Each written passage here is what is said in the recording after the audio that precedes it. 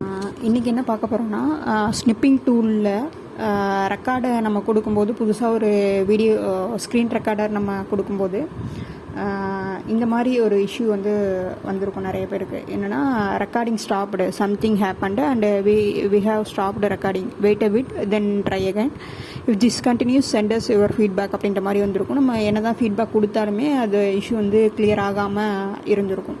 So இந்தமாரி issue வர்றதை எப்படி கிளியர் பண்ணலாம் அப்படின்றது தான் பார்க்க போகிறோம். போயிட்டு நீங்கள் விண்டோஸ் டேப்பில் போயிட்டு நீங்கள் செட்டிங்ஸில் போயிட்டு கிராஃபிக் செட்டிங்ஸ் அப்படின்றத நீங்கள் சர்ச் பண்ணிவிட்டு அதில் போயிட்டு அதில் என்னென்னா ஆட் அண்ட் ஆப்புன்னு சொல்லிட்டு, அதாவது டெஸ்க்டாப் ஆப்பு, மைக்ரோசாஃப்ட் ஸ்டோர் ஆப்புன்னு சொல்லிட்டு இருக்கும்.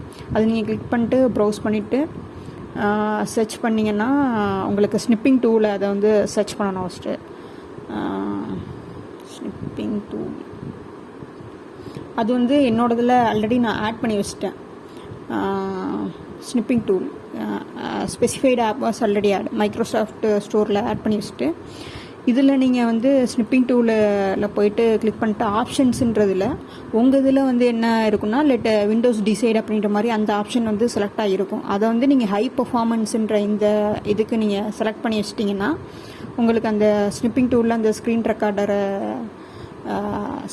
ஸ்டாப்டு அப்படின்ற இஷ்யூ உங்களுக்கு நின்றும். இதை நீங்கள் ட்ரை பண்ணி பாருங்கள். ட்ரை பண்ணி பார்த்துட்டு அப்டேட் பண்ணுங்கள்.